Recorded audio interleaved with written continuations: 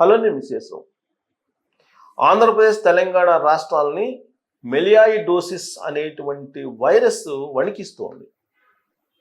ఆంధ్రప్రదేశ్లో అయితే తురకపాలెంలో దాదాపు 10ల సంఖ్యలో మరణాలకు కారణమైంది. ఆ వైరస్ ఏంటి అనేది తెలుసుకోవడానికి ప్రత్యేక బృందాలు ఢిల్లీ నుంచి కూడా వచ్చాయి. ఒక ఆంధ్రప్రదేశ్లోనే అంటే కాదు, తెలంగాణలో కూడా మెలియాయిడోసిస్ అనేటువంటి వైరస్ ప్రాణాలని తోడేస్తుంది. దాన్ని అదుపు చేయడానికి ప్రయత్నం చేస్తున్నారు, కానీ ఇప్పుడు విష జ్వరాలు వచ్చేసాయి ఆంధ్రప్రదేశ్లో కానీ తెలంగాణలో కానీ. తురకపాలెం నుంచి అక్కడ రెడ్డిపాలెం నుంచి మిగతా విజయవాడకు కూడా ఇప్పుడు అది వ్యాపించింది అని చెప్పి చెప్తూ ఉన్నారు ఆంధ్రప్రదేశ్లో. అలాగే తెలంగాణలో కూడా అదే పరిస్థితి. తెలంగాణలో ఉండే హాస్పిటల్స్ జ్వరాల రోగులతోటి నిండిపోయాయి. మరణాల సంఖ్య తక్కువగా ఉంది, కానీ తెలంగాణలో ఆంధ్రప్రదేశ్లో మరణాల సంఖ్య ఎక్కువ ఉంది.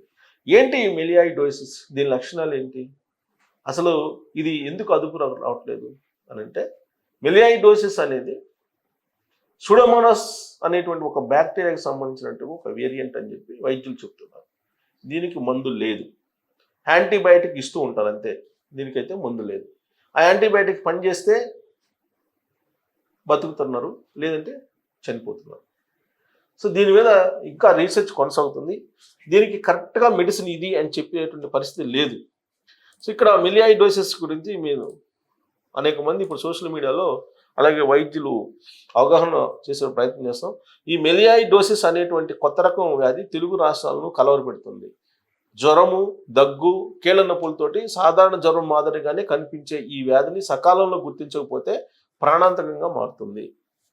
బురద, తడి మట్టిలో ఉండే బల్క్ హోల్డేరియా సూడోమల్లి అనేటువంటి బ్యాక్టీరియా వల్ల వచ్చే ఈ వ్యాధి మానవ శరీరంలోకి 2 రకాలుగా వ్యాప్తి చెందుతుంది.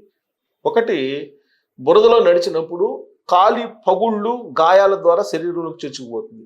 ఇది ఏదైనా చిన్న గాయం ఉంటే మీకు ఆ గాయం నుంచి లోపలికి వెళ్తుంది. అలాగే గాలిలో తేమ శాతం ఎక్కువగా ఉన్నప్పుడు కూడా శరీరంలోకి చేరే అవకాశం ఉంది. వర్షాకాలంలో ఎక్కువగా వ్యాప్తి చెందే ఈ వ్యాధి ప్రధానంగా వ్యవసాయ పనులు చేసే రైతులు, కూలీలకే సోకుతున్నది. అలాగని వ్యవసాయం చేసే ప్రతి ఒక్కరికి ఈ వ్యాధి వ్యాప్తి చెందదు. ఇమ్యూనిటీ తక్కువగా ఉండే డయాబెటిక్ పేషెంట్స్, కిడ్నీ సంబంధ సమస్యలు, క్యాన్సర్ ఉన్నటువంటి వారు, అతిగా మద్యం సేవించే వారికి ఈ వ్యాధి సోకే అవకాశం ఎక్కువగా ఉంది. దీన్ని సాధారణ రక్త, మూత్ర పరీక్షల ద్వారా గుర్తించలేమని చెప్పి చీము, బ్లడ్ కల్చర్ టెస్టుల ద్వారానే నిర్ధారించాల్సి ఉంటుందని డాక్టర్లు చెప్తున్నారు. కాగా కల్చర్ టెస్టులు చేయాలంటే మైక్రోబయాలజీ ల్యాబ్లో అవసరం. కానీ గ్రామీణ ప్రాంతాల్లో సాధారణ పరీక్షలు చేయడం వల్ల వ్యాధిని సకాలంలో గుర్తించలేకపోతున్నారు. దీంతో వ్యాధి ముదిరి అవయవాలు దెబ్బతిని ప్రాణాంతకంగా మారుతుందని వైద్యులు చెప్తున్నారు. ప్రస్తుతం పొరుగు రాష్ట్రమైన ఆంధ్రప్రదేశ్లో కలకలం రేపుతున్న ఈ మెలియాయిడోసిస్ కేసులు తెలంగాణ రాష్ట్రంలో కూడా నమోదవుతున్నాయి. నిమ్స్, ఉస్మానియా, గాంధీ ఆసుపత్రుల్లో ఏటా 10ల సంఖ్యలో కేసులు నమోదవుతున్నాయని, సకాలంలో చికిత్సలు అందించకపోవడం వల్లనే మరణాల రేటు ఎక్కువగా ఉంటుందని డాక్టర్లు చెప్తున్నారు. జ్వరమే కదా అని చెప్పి లైట్ తీసుకోవద్దు. మెలియాయిడోసిస్ వ్యాధి సోకినటువంటి వారిలో సాధారణ జ్వర లక్షణాలతో పాటు స్కిన్ ఇన్ఫెక్షన్స్ లక్షణాలు కనిపిస్తాయి. ఇది ప్రధానం. బ్యాక్టీరియా వ్యాపించే రక్తాన్ని బట్టి లక్షణాలు కనిపిస్తాయి. గాలి ద్వారా బ్యాక్టీరియా సోకిన వారిలో సాధారణ జ్వరం వచ్చినప్పుడు ఉండే లక్షణాలే కనిపిస్తాయి. 80% మందిలో చలి జ్వరం ప్రధానంగా ఉంటుంది. అలాగే కీళ్ళ నొప్పులు, శ్వాసకోశ సమస్యలు, దగ్గు, ఛాతి నొప్పి తదితర లక్షణాలు సాధారణంగా ఉంటాయి. దీంతో న్యూమోనియాగా భావించే డాక్టర్లు ఆ మేరకు చికిత్స అందిస్తున్నారు. దీనివల్ల కొంత ఉపశమనం కనిపించినా మందులు మానేయంగానే వ్యాధి మళ్ళీ తిరగబెడుతుంది. ఇక బురద, మట్టి నీళ్ల ద్వారా ఈ వ్యాధి వ్యాప్తి చెందిన వారిలో చర్మంపై గడ్డలు, చీము కారడం, నొప్పి, వాంతులు, డయేరియా, రక్తంలో ఇన్ఫెక్షన్ వ్యాప్తి చెంది సెప్టిక్ షాక్కు దారితీస్తుంది. కొన్ని తీవ్రమైన సందర్భాల్లో నాడీ సంబంధ మూర్ఛ సమస్యలు కూడా వచ్చే అవకాశం ఉంటుంది. ఈ లక్షణాలు ఎక్కువ రోజులు కనిపిస్తే మెలియాయిడోసిస్ వ్యాధిగా అనుమానించాల్సి ఉంటుంది. కానీ ఈ వ్యాధిపై ప్రజలకు అవగాహన లేక సరైనటువంటి చికిత్స తీసుకోలేకపోతున్నారు. పైన పేర్కొన్న లక్షణాలు ఎక్కువ రోజులు కనిపిస్తే ఆలస్యం చేయకుండా మైక్రోబయాలజీ డిపార్ట్మెంట్ ఉన్న పెద్ద ఆసుపత్రుల్లో పరీక్షలు చేయించుకోవాలని డాక్టర్లు సూచిస్తున్నారు. నిమ్స్ ఆసుపత్రిలో మైక్రోబయాలజీ డిపార్ట్మెంట్లో డాక్టర్ ఉమ్మబాల, డాక్టర్ పద్మజ మెలియాయిడోసిస్ వ్యాధి నిర్ధారణ పరీక్షలు నిర్వహిస్తున్నారు. ఆరోగ్యశ్రీ ద్వారా కూడా ఈ చికిత్స అందుబాటులో ఉంది.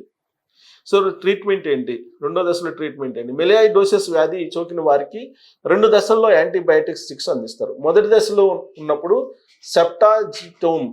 సెప్టాజిడైమ్, మెరోపెనమ్ వంటి యాంటీబయాటిక్స్ను ఇంట్రావీనస్ ద్వారా 10 నుంచి 14 రోజులు ఇస్తారు. ఎరాడికేషన్ దశలో డ్రైమాక్సిజోల్, డాక్సీసైక్లిన్ వంటి ఓరల్ యాంటీబయాటిక్స్ను 3 నుంచి 6 నెలల పాటు ఇస్తారు. ఈ చికిత్సను సకాలంలో ప్రారంభిస్తేనే రోగులు కోలుకునే అవకాశం ఎక్కువగా ఉంది. కానీ వ్యాధి ముదిరిన తర్వాత హైదరాబాద్లో నిమ్స్, ఉస్మానియా వంటి ఆసుపత్రులకు రోగులు వస్తున్నారు. ఇప్పటికే ఆలస్యం కావడం వల్ల చాలా సందర్భాల్లో యాంటీబయాటిక్ చికిత్స అందించిన ఫలితం లేకుండా పోతుంది. ఆ విషయాన్ని వైద్యులు చెప్తున్నారు. ఈ బ్యాక్టీరియా రక్తంలోకి చొచ్చుకొని వ్యాప్తి చెందితే సెప్సిస్ అనే బ్లడ్ ఇన్ఫెక్షన్ వచ్చి సెప్టిక్ షాక్కు దారితీస్తుందని అంటున్నారు. ఎక్కువ మంది ఇలానే చనిపోతున్నారు అనమాట. జ్వరము, దగ్గు, చర్మగడ్డలు వంటి లక్షణాలు కనిపిస్తే బ్లడ్ కల్చర్ ఫస్ట్ టెస్ట్ చేయించుకోవాలని సూచిస్తున్నారు. అవగాహన అవసరం. గతంలో హైదరాబాద్లో నిమ్స్కి చెందిన 6 డాక్టర్ల బృందం 12 మంది మెలియాయిడోసిస్ రోగులపై స్టడీ నిర్వహించి 15 నెలల కాలంలో 39 ఏండ్ల సగటు వయసున్న రోగులలో ఎక్కువ శాతం వ్యవసాయం చేసే డయాబెటీస్ ఉన్నవారే వ్యాధి బారిన పడినట్టు గుర్తించారు. వ్యాధి సోకిన వారిలో లంగ్స్, బోను, లివరు, స్కిన్ను, సాఫ్ట్ టిష్యూ, బ్రెయిన్, కిడ్నీలు ఎఫెక్ట్ అవుతున్నాయి. స్టడీ ప్రకారం 12 మందిలో 7 చనిపోయినట్లు ప్రకటించారు. 12 మందికి సోకితే 7 చనిపించారు హైదరాబాద్లో. మొత్తం మీద 58% డెత్ రేటు ఉన్నట్లు వెల్లడించారు. గ్రామీణ ప్రాంత వైద్యుల్లో అవగాహన పెంచాల్సిన అవసరం. సో ఈ వ్యాధి సోకినటువంటి వాళ్ళు 58% చనిపోతున్నారు. అంటే 100కి 58 మంది చనిపోతున్నారు. అంటే ఎంత ప్రమాదకరమో ఈ వైరస్ ఆలోచించండి. ఏపీలో కలకలం. మెలియాయిడోసిస్ వ్యాధి పురుగున ఉన్న ఏపీలో కలకలం రేపుతుంది. అక్కడి గుంటూరు జిల్లాలోని తురకపాలెం గ్రామంలో వ్యాధి లక్షణాలతో 2 నెలల కాలంలోనే 20 మంది కాదు 40 మంది చనిపోయారు. దీంతో అక్కడ ప్రభుత్వం అలర్ట్ అయింది. గ్రామంలో హెల్త్ ఎమర్జెన్సీ ప్రకటించింది. గ్రామస్తుల నుంచి శాంపిల్స్ సేకరించి చెన్నైకి పంపారు. వ్యాధి లక్షణాలు ఉన్న వారికి చికిత్స అందిస్తున్నారు. ఆహారము, తాగునీరు ప్రభుత్వం అందించాలని నిర్ణయించింది. వ్యాప్తి చెందకుండా చర్యలు తీసుకుంటున్నారు. సకాలంలో గుర్తిస్తేనే ఇది నయమవుతుంది. మెలియాయిడోసిస్ సకాలంలో గుర్తిస్తే యాంటీబయాటిక్స్తో పూర్తిగా నయం చేయవచ్చు. ఆలస్యమైతే సెప్సిస్, మల్టిపుల్ ఆర్గాన్ ఫెయిల్యూర్ వంటి తీవ్రమైన సమస్యలు తలెత్తవచ్చు. తద్వారా ప్రాణాలకే ప్రమాదం ఏర్పడుతుంది. వర్షాకాలంలో గ్రామీణ ప్రాంతాల్లో ఈ వ్యాప్తి ఎక్కువగా ఉంటుంది. కాబట్టి గ్రామీణ ప్రాంతాల ప్రజలు, డాక్టర్లు ఈ వ్యాధిపై అవగాహన ఉండాలి. దీనిపై సరైన సమయంలో రోగ నిర్ధారణ కీలకం, లేదంటే ప్రాణాలకే ప్రమాదం. So professor MVS Subbalakshmi, HOD general medicine, NIMS hospital general medicine చెప్పారు. ఇది అక్షరాల నిజం. ఇప్పుడు తెలుగు రాష్ట్రాల్లో ప్రత్యేకించి ఆంధ్రప్రదేశ్లో కానీ లేదా తెలంగాణలోనే కానీ ఈ మెలియాయిడోసిస్ అనేటువంటి వైరస్ సోకినటువంటి వాళ్ళు 58% చనిపోతున్నారు. 100 మందికి సోకితే 58 మంది మరణిస్తున్నారు. ఒకే ఊర్లో తురకపాలెంలో కేవలం 2 నెలలు 40 మంది చనిపోయారు. ఇది యాక్చువల్గా ప్రభుత్వ ఆసుపత్రుల్లోకి వచ్చినటువంటి మరణాల సంఖ్య. ప్రైవేట్ హాస్పిటల్లో చేరి చనిపోయినటువంటి వాళ్ళు చాలామంది ఉన్నారు. దీనికి కారణం ఆర్ఎంపీ డాక్టర్లు అని చెప్తున్నారు కానీ కాదు. ఈ వ్యాధి ఈ సంవత్సరం మరింత ఉధృతంగా ఉంది. ఈ వ్యాధి లక్షణాలు సెప్సిస్ అంటే 2 రకాలు. ఒకటి గాలిలో సోకితేనేమో, గాలి ద్వారా సోకితే పెద్ద ప్రమాదం లేదు. అలా కాకుండా మీకు శరీరం ద్వారా సోకితే, మీ శరీర గాయాలు ఉన్న చోటు నుంచి కనుక సోకితే అది చాలా ప్రమాదం. సెప్సిస్ కింద వెళ్ళిపోతుంది. మీ ఆర్గాన్స్ని కొట్టేస్తుంది. మీ ఆర్గాన్స్ని కేవలం 10 డేస్లో కొట్టేస్తుంది. 10 డేస్లో కొట్టేసి బ్రెయిన్ డెడ్ చేసే అవకాశం, చనిపోయే అవకాశం ఉంది. 1. 2, ఈ మెలియాయిడోసిస్ అనేటువంటిది సూడోమోనాస్లో ఉండేది ఒక వేరియంట్. ఇప్పటి వరకు దానికి మందు లేదు, కేవలం యాంటీబయాటిక్స్. ఆ యాంటీబయాటిక్కి ఆ వైరస్ తగ్గితే తగ్గినట్టు, లేదంటే చనిపోవటం.